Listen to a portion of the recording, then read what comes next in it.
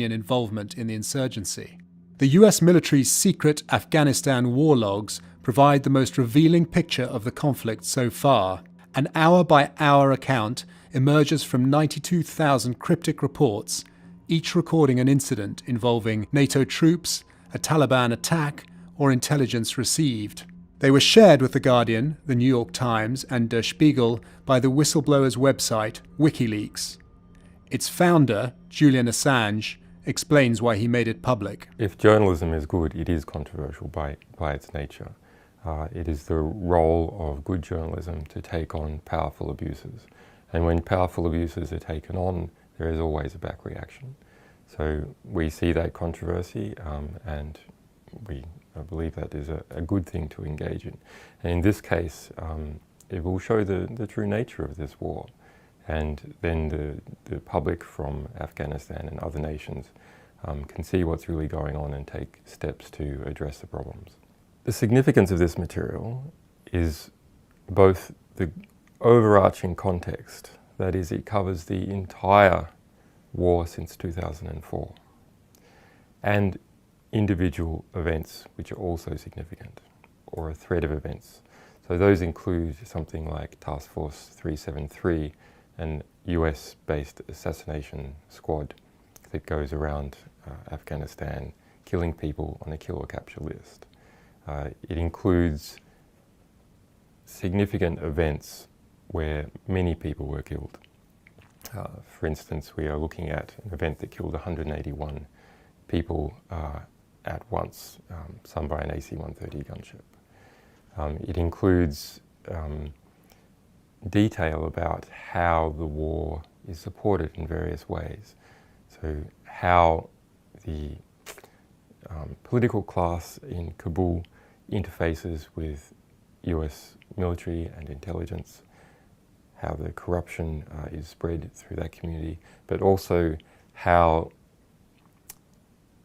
the war is mediated by Pakistan and possibly by Iran. The nearest analogue is the Pentagon Papers, which was released in the early 70s. That exposed how the United States was prosecuting the war in Vietnam. That was some 10,000 pages, and some of those pages were accepted and put into the New York Times and other US newspapers. It wasn't for several years that a book was published of some 5,000 of those pages by Beacon Press. This situation is different in that it's not just more material and being pushed to a bigger audience and much sooner, if you like, everyone has the book, the whole lot at once, but rather that people can give back. So people around the world who are reading this are able to comment on it and put it in context and understand the full situation. That is not something that has previously occurred, and that is something that can only be brought about as a result of the internet. Militaries keep information secret to prosecute their part of a war, but also to hide abuse. And there is a military argument for keeping some information secret that is very timely. So an example of where troops are about to deploy. But that information expires quickly. And this information ranges from 2004 to 2010. So that argument is not valid for this type of information. This legend on my t-shirt is really quite nice. It's from the Norwegian Journalists Association, SKUP, and it says, dig down in time. And it's a reference to the snowfalls in Norway, that if you're up in the mountains and there's a lot of snow, you've got to dig down in time to be safe. But for investigative journalism, this is dig down into the archives to understand. In July, between President Biden and former Afghanistan President Ghani. One, that both leaders appeared completely unaware that the Taliban would take over, and secondly, that they discussed plans to project that Afghan forces were still in control. Is that accurate? Can you tell us a little bit more about that call?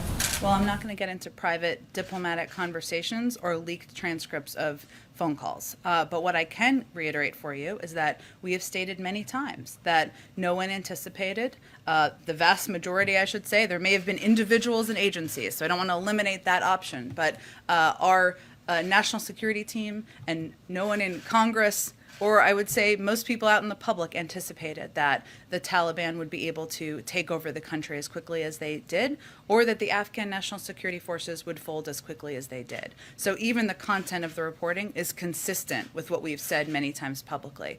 I'll also note something that the president said in his press conference around the same time of this reported phone call. The Afghan government and leadership has to come together. They clearly have the capacity to sustain the government in place. The question is, will they generate the kind of cohesion to do it? And what the president conveyed publicly and certainly privately as well, repeatedly to Afghan leaders, as did our national security officials, is that it's important that the leaders in Afghanistan do exactly that, lead, and show the country that they are ready to continue to the fight against the Taliban, that they have the will for the Afghan National Security Forces to continue that fight even as our U.S. forces leave. Did the president at that point in time have some sort of a perception that even the former president of Afghanistan didn't have that confidence in the Afghan forces? Is that why maybe he was pushing Ghani to be more stern and to be more confident? The president has consistently conveyed, and I just noted an example publicly, that the Afghan leadership at the time needed to do exactly that, lead. They needed to come together in a cohesive manner. They needed to be united. They needed to show the country and the Afghan people they were going to fight and they were going to lead through this transition, even as U.S. forces left. That is entirely. Mr. Khanna is recognized. Thank you, Mr. Chair. Thank you for your leadership. I rise in strong opposition to this amendment. My question is simple. If we are getting out of Afghanistan and we have money, why are we spending this $23.9 billion on increasing defense as opposed to, for example, giving the money to all our veterans who served in Afghanistan for 20 years? Why wouldn't that be a better use of the money? Or my Republican colleagues who have spoken eloquently about our obligation to our Afghan allies and to Afghan refugees.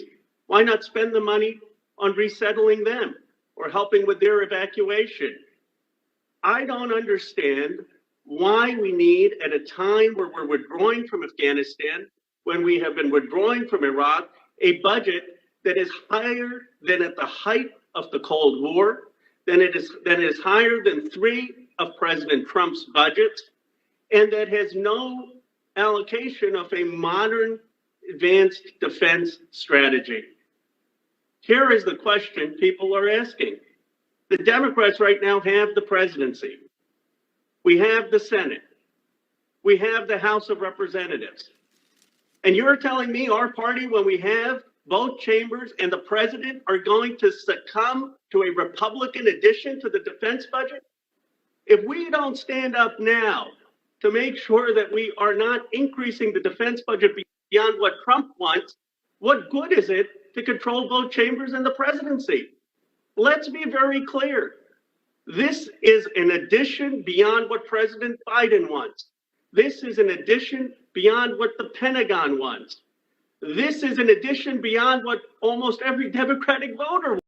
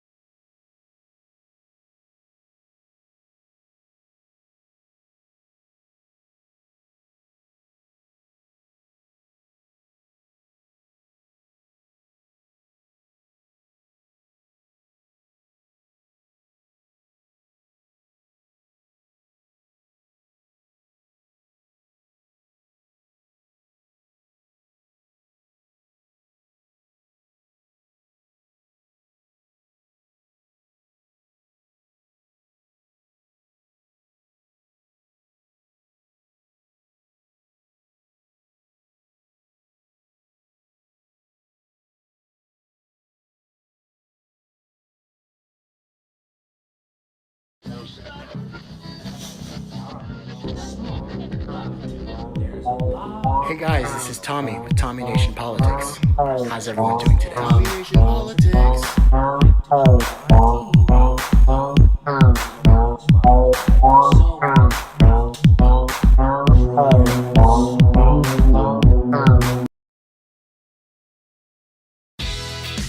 Good morning, everyone. An enormous amount of news coming in overnight.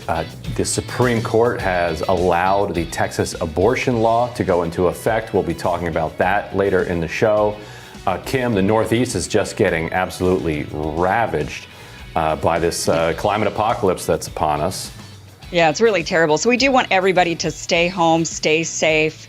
There are some reports of people losing their lives, so it's just not worth it. If you are sitting at home, you're in New York, you're in New Jersey, you're in that Northeast area, just stay home. That's what we want you guys to do this morning. And until they say it's safe, definitely stay home. But yeah, we do have a great show for you today. We do have Emily Jashinsky and Max Alvarez. They are going to be joining us to talk about that abortion ban in Texas. We also have a member of the two-spirited indigenous community, Corey Koch, going to join us to discuss their experience with police surrounding the construction site of the Pipeline 3 in Minnesota. But first, a transcript of the last phone call between President Biden and Afghan President Ghani was leaked yesterday. According to the transcripts, Biden advised Ghani to get buy-in from powerful Afghans for a military strategy going forward, and then to put a, quote, warrior in charge of the effort, a reference to the defense minister, General Khan Mohammadi. Reuters reviewed the transcript and listened to audio to authenticate the conversation. This part may be the most damning for Biden, who said, quote, "Hey, look, I want to make it clear that I am not a military man any more than you are, but I have been meeting with our Pentagon folks and our national security people, and as you have with ours and yours, and as you know, and I need not tell you, the perception around the world and in parts of Afghanistan, I believe, is that things aren't going well in terms of the fight against the Taliban, and there's a need, whether it is true or not, there is a need to project a different picture." And so this is what Biden's opponents are seizing on, suggesting that he was urging the Afghan government to be less than honest about his position. People defending Biden say, well, of course, you always have to project as much strength as possible. The moment you stop doing that, you collapse. Here's Jen Psaki being pressed on the exchange. A call in July, between President Biden and former Afghanistan President Ghani. One, that both leaders appeared completely unaware that the Taliban would take over, and secondly, that they discussed plans to project that Afghan forces were still in control. Is that accurate? Can you tell us a little bit more about that call? Well, I'm not going to get into private diplomatic conversations or leaked transcripts of phone calls. But what I can reiterate for you is that we have stated many times that no one anticipated, the vast majority, I should say, there may have been individuals and agencies, so I don't want to eliminate that option, but our national security team and no one in Congress, or I would say most people out in the public, anticipated that the Taliban would be able to take over the country as quickly as they did, or that the Afghan National Security Forces would fold as quickly as they did. And so what Republicans are really seizing on here is saying that you need to project strength, whether it's true or not. But what would they have him do? Would they prefer that Ghani go out? Alyssa, I'm curious for your take on this. They prefer that Ghani go out and say, hey, guys, I'd like to address the Afghan people. The Taliban are clearly on the march. We have a paper tiger. We have a complete.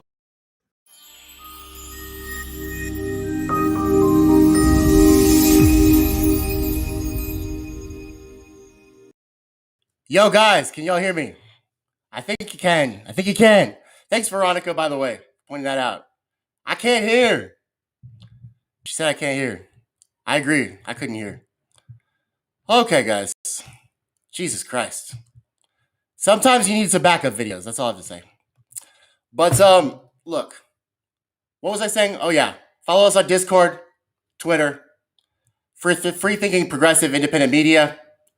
And, guys, we've got real journalism instead of the fake journalism that you see on this cable news companies. I've got the Andrew Z. Smith, 6 p.m. Central Standard Time and 7 p.m. Eastern Standard Time. That's going to be Monday. We're going to talk about, he's in an activist group called Action for Assange. So that's going to be really good. We're going to talk about WikiLeaks. We're going to talk about holding the powerful to account. We're going to talk about the CIA and their instigation and the enemies of truth. The enemies of truth and the enemies of the people, guys. Who are those? Well, it's Prince Edward, obviously. Jeffrey Epstein and also, guys, his mistress. What was her name? Ghislaine Maxwell. Also, guys, who's another enemy of the truth? Another enemy of WikiLeaks? We've got the Clintons. And of course, we've got, because Assange does investigative journalism and doesn't need to pay millions of people or thousands of staff members to, pretend that the CIA is telling the truth, which they never have. If the CIA is talking to you, they're not telling the truth. In fact, their whole thing is to read you, figure out your weaknesses, and use those against you. They did psyops on us. They put LSD in the water. They used to do human experiments, Operation Mockingbird. The CIA literally thrives on what makes us tick and using that against us. So do we want them in media? No. Do we want them instigating wars and coups across the Middle East? No. Do we want them leading with policy? No. They're unelected spooks. They should not be dictating policy. They shouldn't even be informing policy. As a leftist, let me just tell you this. My stance is the CIA and the FBI should be dissolved. They should be dissolved. There's no need for them. Herbert Hoover put them in power and formed them to go after the communists, obviously with the blacklisting, and go after the Negroes, Martin Luther King. They are a racist administrative establishment tool. They should have been dissolved a long time ago. Kennedy should have dissolved them, and he paid the price, I'm pretty sure, for not dissolving them. So, guys, with WikiLeaks comes, of course, the CIA instigation and the jealousy over that, the jealousy of the media, because the media doesn't tell the truth anymore. They manufacture consent for the deep state, the military-industrial complex, and Wall Street and the banks. The Clintons don't like Assange because they talked about her emails. Oh, about her emails! Do y'all know what was in those emails? There were pictures of Gaddafi dead, and her instigating coups with the CIA, which is why the CIA loves the Democrats so much. Because the Democrats love signing off on the CIA psyops. So just think about that, guys. When they say they love women, they love to figure out how women work. And of course, Epstein and Ghislaine Maxwell don't like Assange because Assange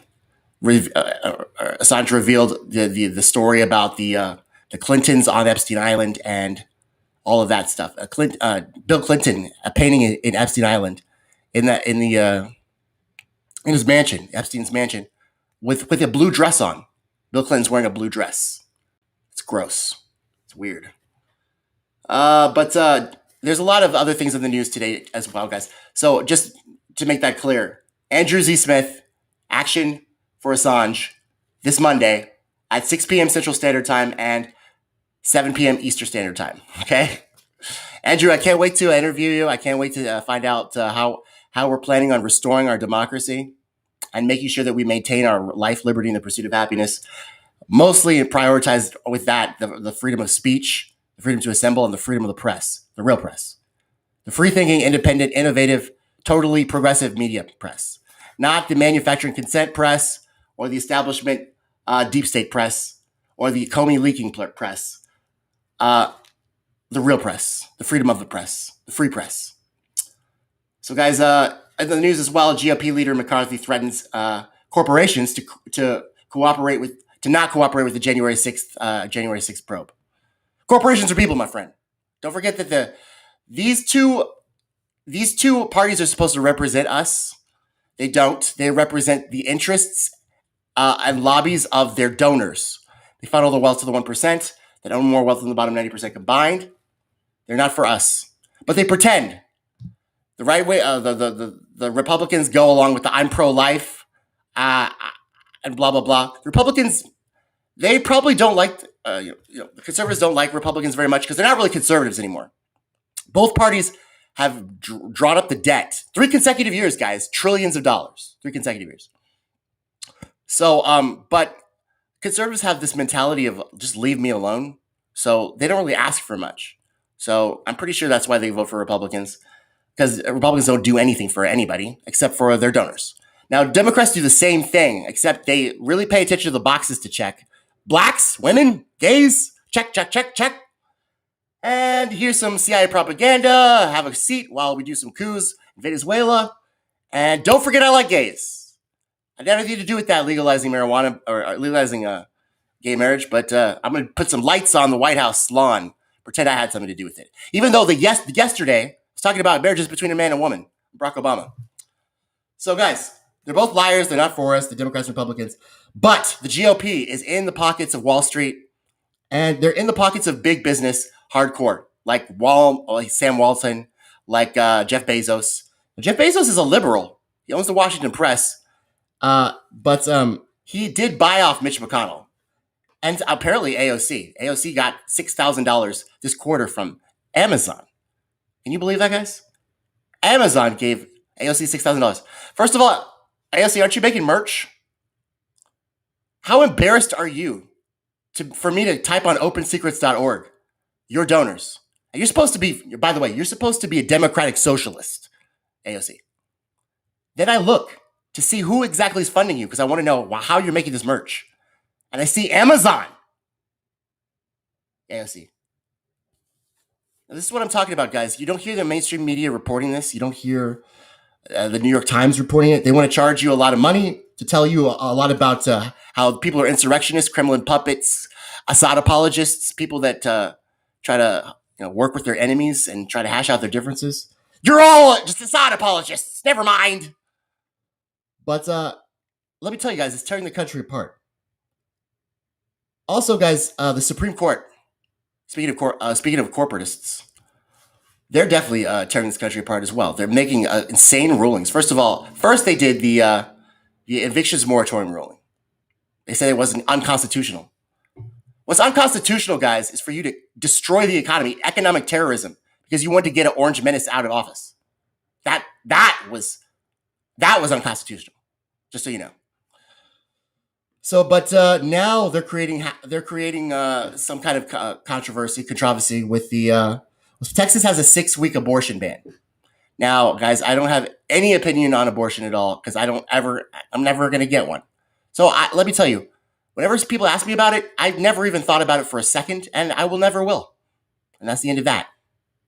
But Supreme Court, they're blocking this. They're blocking the 6-week abortion ban. They're blocking it, right? Yes, they're blocking it. So that's crazy. That's cray-cray.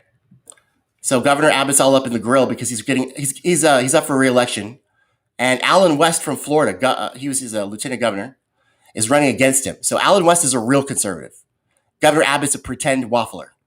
So he's really frightened, and so Governor Abbott, pretty much like last month, he started just doing conservative shit, hardcore.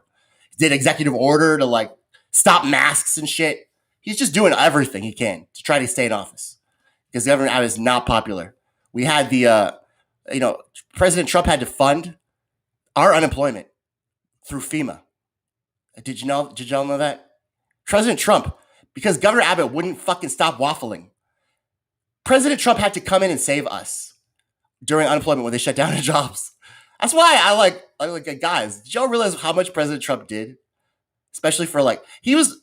We'll talk about this later, guys. I don't want to piss people off, but he did a lot of progressive shit. President Trump did. He literally funded unemployment through FEMA.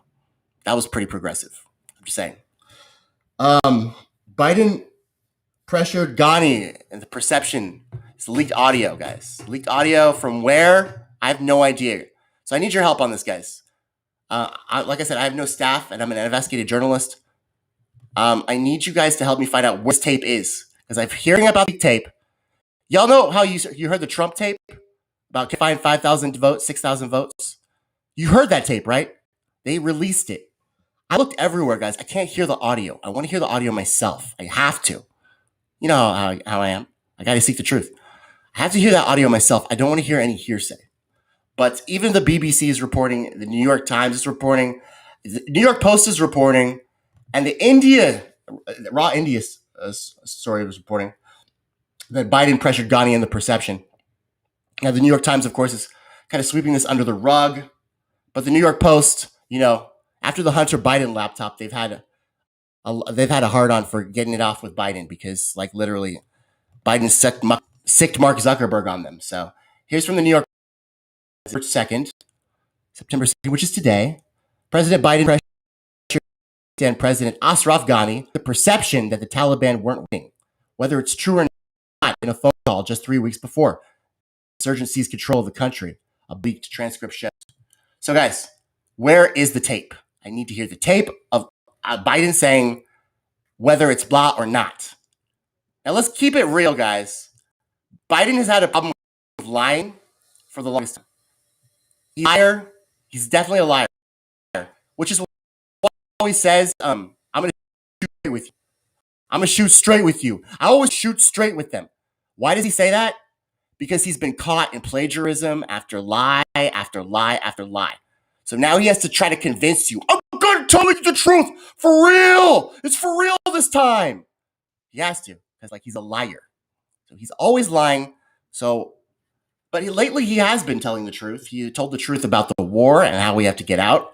He told the truth about He told the truth about how, what are our American interests. He told and Psaki, his press secretary, I don't even feel bad for her because press secretaries, I guess, are supposed to be annoying and not answer your questions and just try to distract from your questions. But I don't know what her problem is.